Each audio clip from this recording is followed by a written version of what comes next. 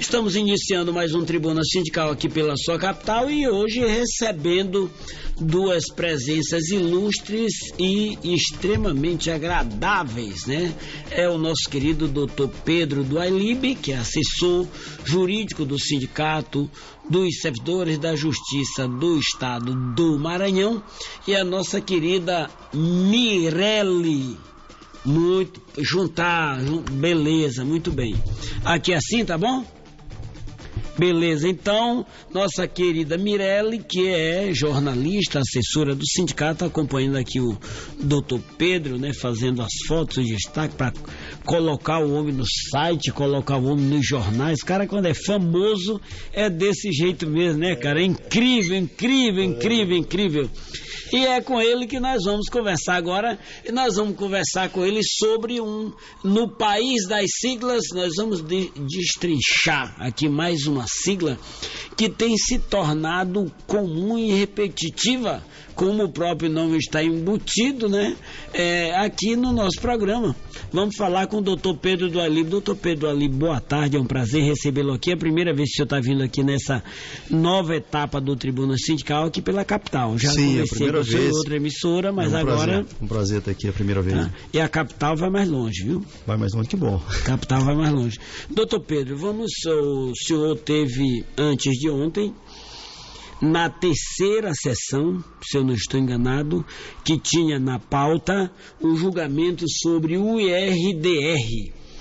É o incidente de recursos de demandas repetitivas. De resoluções repetitivas, né? Resolução de demandas repetitivas. Incidente de resoluções de demandas repetitivas. Né? Errei pouco, errei só uma... Não, tá bem. Né? Errei pouco, errei só uma letra, né? Então, muito bem, meu doutor. O senhor esteve acompanhando a sessão. Já não sei exatamente ainda se foi concluído o processo de votação, mas sei que o placar se elastificou, né? Até a sessão anterior era 9-4, depois da última sessão passou para 16-4. Doutor, foi concluído já esse processo de julgamento do IRDR no TJ? Em primeiro lugar, boa tarde, ouvintes da Rádio Capital. É um prazer estar aqui, viu, Kleber, com você. E mais uma vez, boa tarde também a todos os servidores do Estado do Maranhão, os trabalhadores do Maranhão, e especialmente também os servidores do Judiciário Estadual. Esse julgamento ainda não foi concluído. Evidentemente, o placar já demonstra uma vitória do governo do Estado. Ainda há possibilidade de reverter isso? É possível, porque, em tese, alguns desembargadores, na verdade são 27 desembargadores, no momento temos 27, no momento são 16 votos em favor da tese do governo, de que não é devido os 21,7, e 4 votos em favor dos servidores. Em tese, os desembargadores podem, na próxima sessão, dia 14... Quem já votou pode alterar o voto, porque o julgamento não terminou. Enquanto perdurar o julgamento, pode haver alteração de voto. Ok, muito bem. Agora, esse julgamento, doutor, ele é provocado a partir de que o governador Flávio Dino toma posse e entra com uma ação rescisória. Nós conversamos quase que semanalmente aqui com dirigentes do Sindijus, mais especialmente, mas também com do Sindicato dos Servidores Estaduais sobre isso. Mas hoje vamos aproveitar a sua presença aqui para a gente destrinchar isso muito bem. Então, como é que pode um negócio desse se o próprio tribunal já deu mais de 1.500 sentenças reconhecendo o direito do servidor? O que acontece para, de repente, o tribunal mudar o entendimento sobre isso? O tribunal estava errado, confessa que estava errado anteriormente? Na verdade, essa tese jurídica vem sendo debatida. O Sindijus, inclusive, é pioneiro. A primeira ação foi do Sindijus. Nós acompanhamos toda a ação, nós fomos protagonistas nessas demandas. E a tese, na verdade, é a mesma tese sustentada pelo Supremo Tribunal Federal para aqueles servidores públicos. Na época, não sei se vocês se recordam, aquele reajuste que foi feito pelo governo governo Itamar em 93, em que houve uma diferenciação de tratamento entre militares e civis. E o Supremo, naquela época, diz, olha, em revisão geral, quando há reposição de perdas inflacionárias passadas, não pode haver tratamento diferenciado, com base no artigo 3710. E foi essa tese constitucional que foi abraçada pelo tribunal nos mesmos moldes das decisões do Supremo Tribunal Federal. Inclusive a forma de resolver toda a questão foi baseada na jurisprudência do Supremo Tribunal Federal e na determinação constitucional de que não pode haver tratamento diferenciado em reposição de inflação. Porque a inflação é para todo mundo, e se é reposição de inflação, tem que ser igual para todos e na mesma data.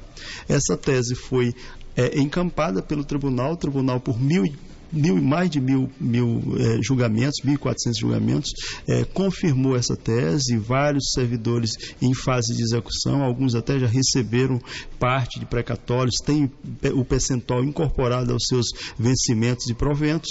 E, infelizmente, veio uma rescisória, e aí tem um peso muito grande o argumento financeiro do Estado do Maranhão, que trouxe alguns elementos que eu não sei se abalou, também não sei, eu não posso aqui julgar a convicção e pelo menos saber o que mudou na convicção dos embargadores. É certo que nesse momento nós estamos numa fase assim, nós estamos em desvantagem nesse julgamento. Claro que essa ação não acabou. Esse RDR, ele apenas, e é bom que seja explicado, ele não atinge os processos que transitarem em julgado, que são muitos, não atinge a discussão nas rescisórias, nós entendemos que não, e, claro, ele é destinado a delimitar a posição do tribunal nos processos de conhecimento, seja na primeira instância, seja na segunda instância. Os processos que já passaram da competência de jurisdicional do tribunal, ou seja, que estão em grau de recurso dos tribunais superiores, ou que estão na fase de execução, já com trânsito em julgado, esses processos não são atingidos por essa decisão do IRDR. Claro que nós ainda temos um embate grande nesse IRDR, acaso seja confirmado no dia 14 a decisão final do tribunal desfavorável à tese dos servidores, nós iremos recorrer aos tribunais superiores e temos esperança de reverter essa situação em função do mandamento constitucional de tratamento igual no que se refere à reposição de perdas inflacionárias, que foi o caso da Lei 8.369 de 2006. Doutor Pedro Duailib, não teria o Tribunal de Justiça que se ater aos limites dos fundamentos legais? Poderia o tribunal ir além disso para acatar o que é apenas um argumento do governo do Estado? Porque, inclusive, com o histórico de que o governo anterior vinha pagando, acatando e pagando, sem demonstrar em nenhum momento a ideia de comprometimento da economia do Estado? Na verdade, veja só, o Estado, é verdade que o Estado, antes mesmo do atual governo, e aí assim a questão não pode ser tratada só a partir da ótica e da mudança de governo, o Estado já vinha atuando, apresentando ações rescisórias e sempre derrotado, não teve êxito nenhum. Com o novo governo, evidentemente, houve na verdade, uma mobilização de todo o aparato jurídico do governo do Estado para retirar esses 21. Tanto é que logo que o governo apostou numa ADPF, essa ADPF mobilizou toda a sua estrutura para fazer valer uma ADPF que tinha sido protocolada ainda no governo anterior.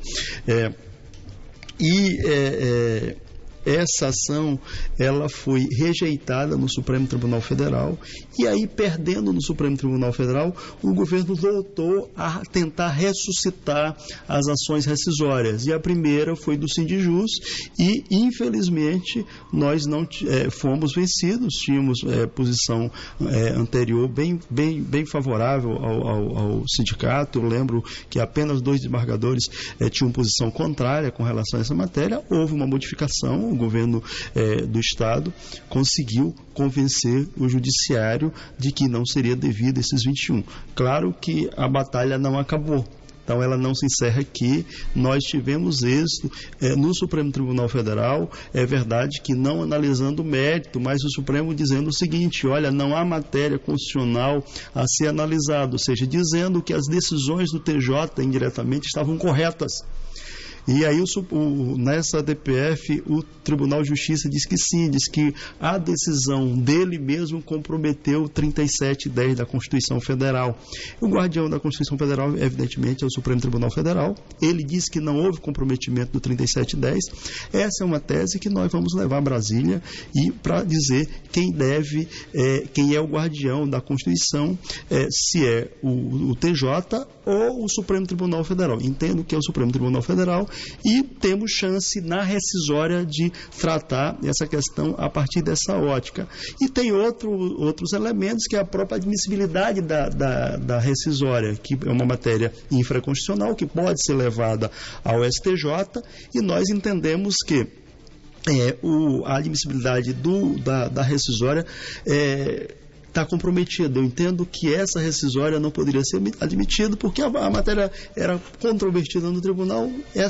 O fato de o tribunal mudar pontualmente de posição não é motivo para ensejar rescisória. Então, nós teremos uma discussão com relação aos servidores do Judiciário no STJ e no Supremo Tribunal Federal. Vamos ver o capital jurídico que nós temos para tentar reverter a situação. Evidentemente que qualquer tribunal, e nós não podemos ser ingênuos, é mobilizado também por teses jurídicas e por argumentos também. Acho que é uma mobilização também política, de prudência. Eu não vou entrar aqui, não gostaria de entrar aqui nos motivos da mudança de posição do tribunal. Nós vamos tratar a questão no esquadro jurídico. Esse é nosso intento, e tentar reverter sem essa pressão econômica também.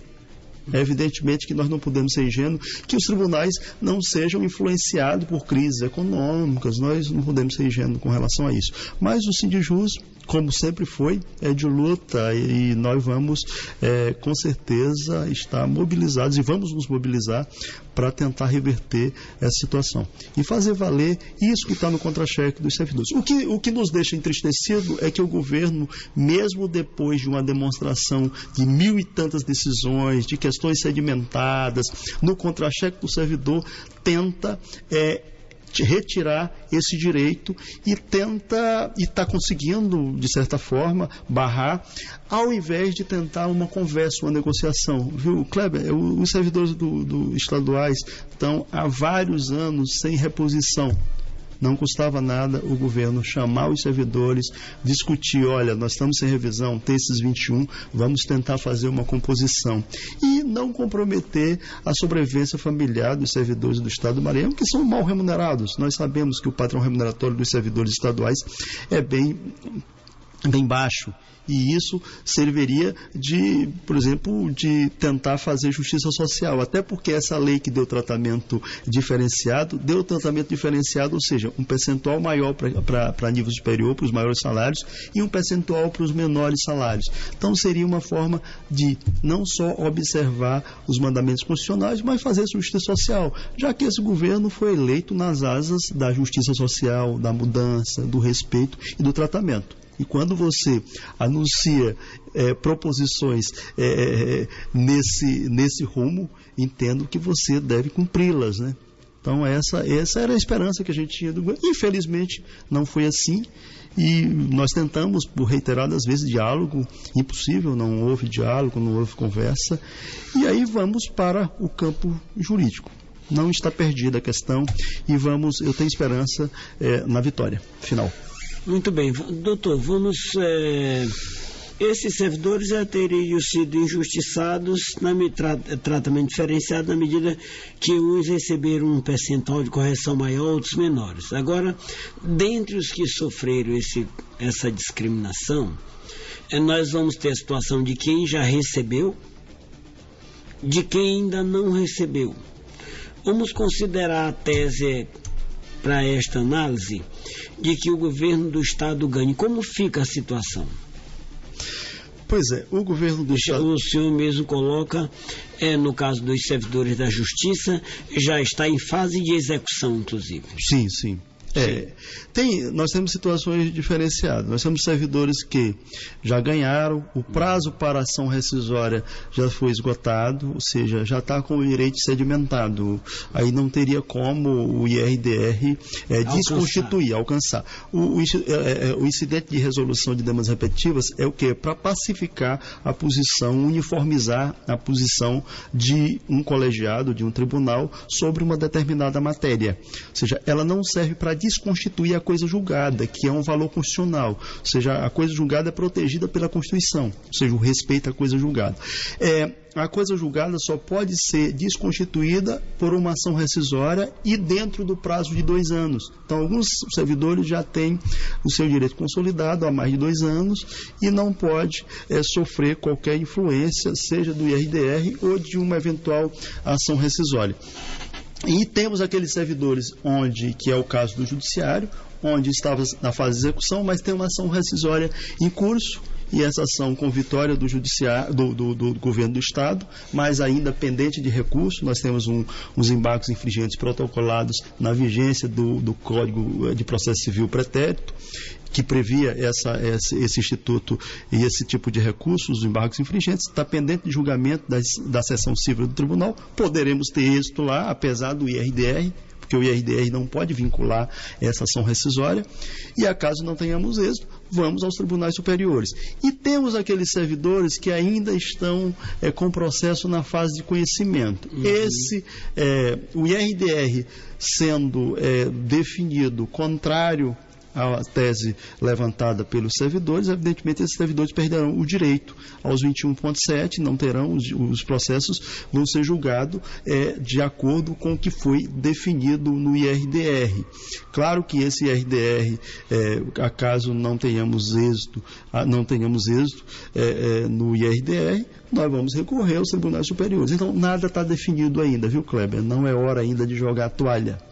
E eu sempre acredito, como operador de direito, não existe a priori a ação ganha, nem também existe a priori a ação perdida. Nem perdida. Então, assim, enquanto houver recursos, nós vamos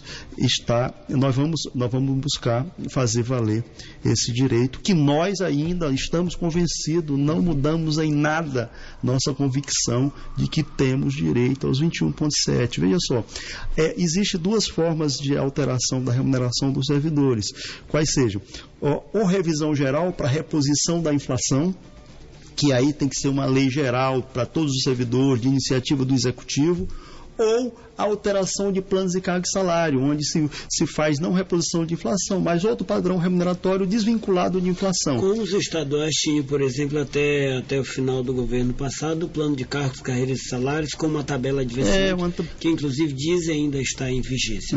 Sim. Ou seja, quando o Sindijus, quando é lei específica, o tribunal de iniciativa, vai uma lei de iniciativa do tribunal para alterar o padrão remuneratório dos servidores do tribunal organizado em plano de cargo e salário. Ok, essa lei não se estende aos outros. É o aumento específico, que é até aumento.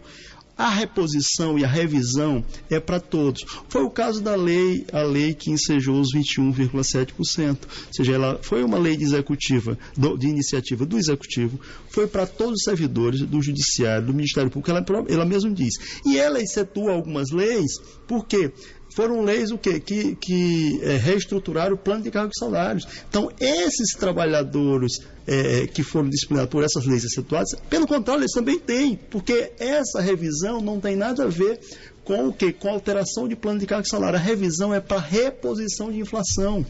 E a inflação dos 10 anos anteriores, desde 95, que não foi reposta, ou seja, é de 104% percentual. O percentual concedido foi 30%, e para outros 8%. Então ela foi injusta também do ponto de vista social e foi ilegal do ponto de vista do artigo 3710, então não tem para onde correr. Os cidadãos não vivem cada um em um tempo para ter uma inflação diferenciada no mesmo território. Claro. Nós compramos as mesmas coisas e aí sofremos o mesmo impacto da inflação. Então não tem para onde ir. O correto era o seguinte: se tem problema financeiro, chama-se para conversar. Não pode resolver demandas com argumentos financeiros. É a tentativa do governo do Estado. Não tenho dinheiro. Eu lembro que o argumento era o impacto. Que é isso? O judiciário não está para analisar finanças, está para dizer qual é o direito a ser aplicado. E mesmo que se divida, que faça o quê? Uma composição. Os 28,86% que foi governo FHC, que tanto se fala e tudo, ou seja, foi negociado, o governo parcelou, apresentou proposição para o quê? Para resolver o impasse diante do desrespeito à Constituição. Essa lei desrespeitou flagrantemente a Constituição. É essa questão que a gente está trazendo, é isso que a gente está tentando demonstrar para o tribunal. Ou seja, tem uma questão legal e tem uma questão de fundo de justiça social. Então, essas questões que, infelizmente, a insensibilidade do governo com relação a essa questão foi significativa. Ou seja, evidentemente que não estamos aqui para avaliar o governo como um todo. Pontualmente nessa questão, assim, foi um fiasco, assim, do ponto de vista até contraditório com qualquer proposição apresentada durante o processo eleitoral que ensejou a eleição do atual comandante do governo estadual. Bom, meu doutor, a minha intenção aqui é que as pessoas que estão nos ouvindo possam compreender isso, né? Então, eu vou continuar martelando nesse entendimento aqui. Já o senhor ainda acredita numa reversão ainda, enquanto possibilidade. E enquanto possibilidade, claro, é possível. Tudo é possível enquanto ainda não está consumado, enquanto possibilidade, sim. No entanto, é pouco provável, né? 20 desembargadores já se posicionaram, 16-4, 7 faltam se posicionar, 1 é o presidente, com uma diferença dessas, vamos dizer que 6 faltariam se posicionar. Ainda que os 6 caminhassem pelos servidores, nós teríamos um placar de 16-10, né? Vamos dizer que tivesse uma revolução e que mais um revisse o seu posicionamento, que é pouco provável, que o difícil era fazer um novo entendimento. Agora que já externaram a formação de um novo entendimento, voltar atrás um lapso temporal tão curto, parece quase que inadmissível isso. Mas o senhor, que está lá dentro, que sustentou a defesa do sindicato e sabe do trâmite que acontece, ainda acredita que isso é possível. Mas, em não sendo possível, o senhor pode levantar uma outra tese em um recurso, ou o senhor terá que manter os entendimentos, os fundamentos jurídicos que o senhor tem defendido até aqui e que, neste caso, está sendo derrotado pelos desembargadores nesse novo entendimento construído? Tá, as possibilidades nossas no TJ são mínimas, evidentemente, a maioria dos desembargadores já formaram... Eu não estou aqui legislando, advogando contra nenhum lado, eu estou só colocando para que o senhor possa colocar todas as hipóteses, todas as possibilidades. Possibilidade de reverter esse julgamento a favor dos servidores do IRDR é muito, muito pequena, muito remota, muito, muito difícil. A maioria dos desembargadores já formaram sua convicção, já expressaram e todos se manifestaram justificando a posição, muito difícil. Então, assim, o que nós estamos preparando? Claro que tudo é possível, mesmo quando tem poucas possibilidades, que é o caso, né? Seria assim, não algo de novo, quase mais nada, todas as teses foram expostas, até porque há uma delimitação das teses. Eu não posso inovar trazer outras teses. As teses estão postas, ou seja, o incidente foi instaurado, o Estado trouxe os argumentos dele, os servidores, através de várias entidades, dentre elas o Sindijus, trouxe também, Sindijus, Sindisalem, e outras entidades, trouxeram os argumentos, e a lide foi delimitada. O que nós temos? Não sendo fixada a tese em favor dos servidores, o que é bem provável, nós iremos ao STJ. Tem procedimentos, tem questões procedimentais que foram levantadas pelos amicus curiae, ou seja, os sindicatos que se habilitaram no IRDR, e questões de fundo, ou seja, da própria possibilidade de tratamento diferenciado em revisão geral. Ou seja, tem essas duas questões que certamente serão levadas ao STJ, as questões procedimentais, infraconstitucionais, e as questões constitucionais levadas ao Supremo Tribunal Federal. Nós temos várias entidades que estão dispostas. E o IRDR, o interessante dele é que o próprio amicus curiae, que é o caso dessas entidades, os amicus curiae, ele pode apresentar recurso. Ou seja, nós temos várias entidades sindicais habilitadas e cada uma, evidentemente, vai apresentar recurso na defesa dos seus representados. Nós iremos buscar a via ordinária ou extraordinária e a via especial, ou seja, no extraordinária no Supremo e especial no STJ, para tentar reverter a posição do tribunal com relação a essa matéria. Esse é o natural e nós iremos buscar com certeza. Doutor, é uma matéria de direito. O que vai mudar é apenas o fato de o julgador estar mais distante da realidade local e por isso se ater mais os fundamentos legais. O senhor estava falando de convicções, eu fiquei me lembrando dos procuradores em nível nacional que hoje utilizam mais a convicção como fundamento do que a lei. Nós estamos vivendo um momento generalizado de uma espécie de insegurança jurídica por influência política? Não é isso. É que nós vivemos no Maranhão e as coisas do Maranhão influenciam as decisões do Maranhão. Isso é natural. Isso não é em todo lugar do mundo, né? Não tem isso. Não é para dizer que o judiciário do Maranhão não é bom por isso. Não é isso. Nós estamos dizendo isso. Evidentemente que as coisas do Maranhão influenciam mais dentro do Maranhão e menos fora do Maranhão. Isso é natural. E todos nós sabemos disso. Ninguém é ingênuo. Então, assim, não é que a jurisdição seja aquele lugar do Olimpo onde ninguém chega e que tem alguém lá de cima distribuindo justiça. Não é assim. O judiciário não é isso. Então, o judiciário local, evidentemente, nós estamos no Maranhão, nós vivemos e refletimos e também somos influenciados pelas coisas do Maranhão. Claro que um julgamento no STJ e no Supremo Tribunal Federal está mais distanciado. E essa também é a finalidade do duplo grau de jurisdição, ou seja, uma análise por quem está mais distanciado, ou seja, com a lupa jurídica mais distanciada e vendo o horizonte melhor. Não estou dizendo aqui que os desembargadores aqui não estejam analisando de forma jurídica. Claro que sim, não tem problema. Cada um com sua convicção e todos lá, com todo respeito a todos, tenho o maior respeito, justificaram seus votos. E justificaram com teses jurídicas e com convicção. Claro. Se convencer os servidores ou não é outra coisa. Ok, ou a sua representação, né?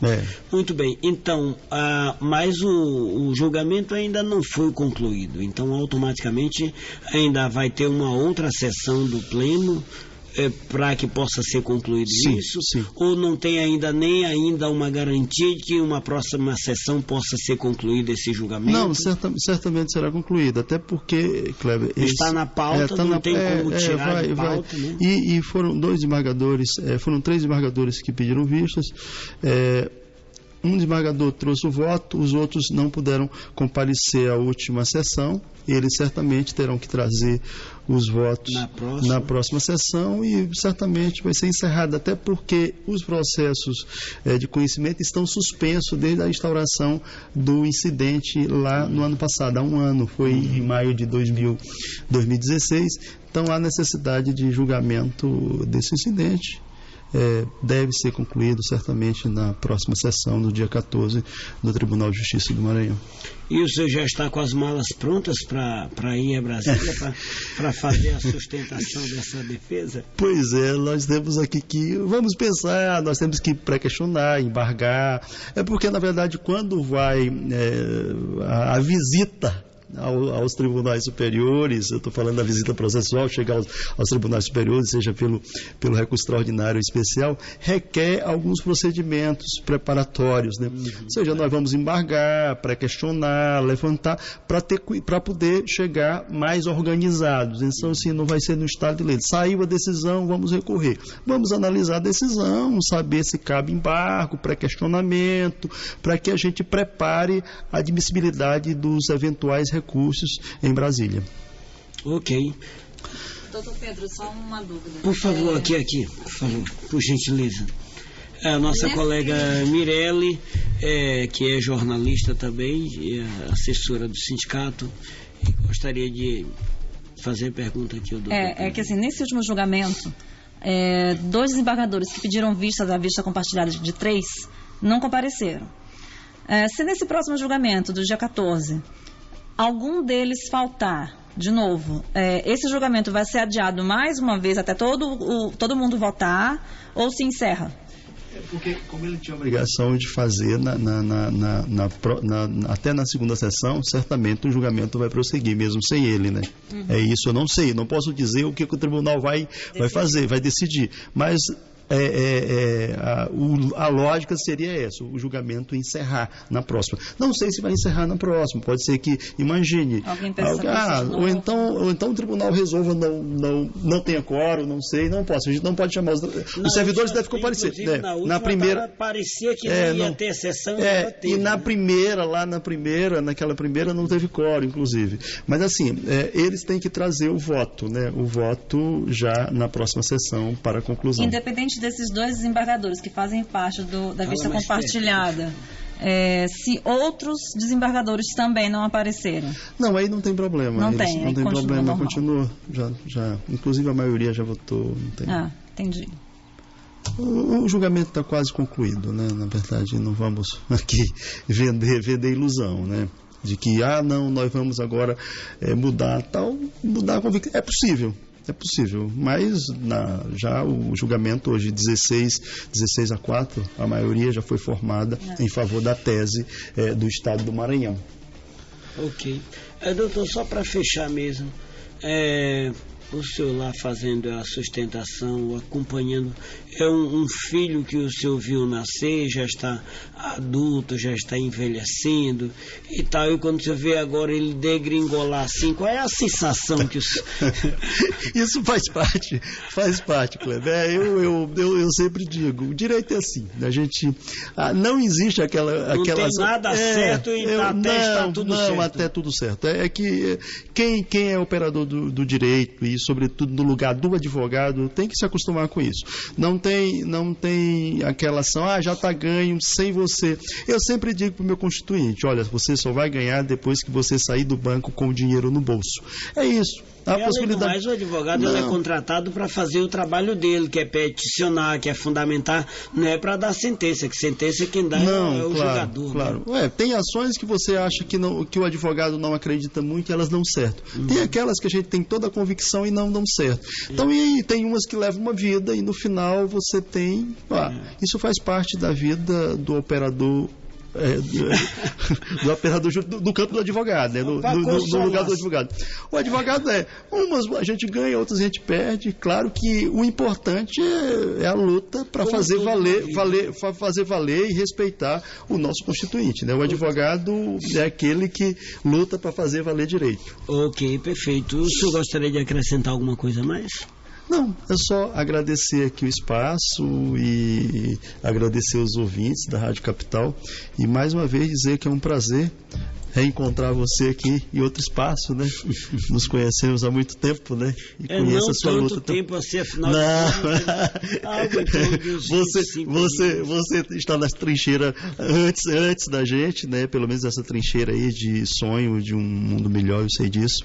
Então, é um prazer estar aqui com você e um abraço a todos os ouvintes da Rádio Capital, a todos os servidores públicos do Maranhão, os trabalhadores do Maranhão e especialmente aos servidores do Judiciário.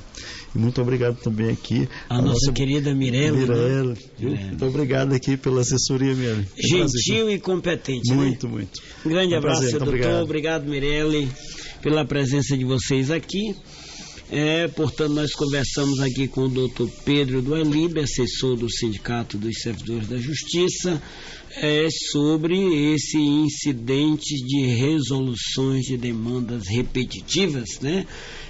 Que trata sobre os 21,7 dos servidores, ainda oriundo do governo José Reinaldo.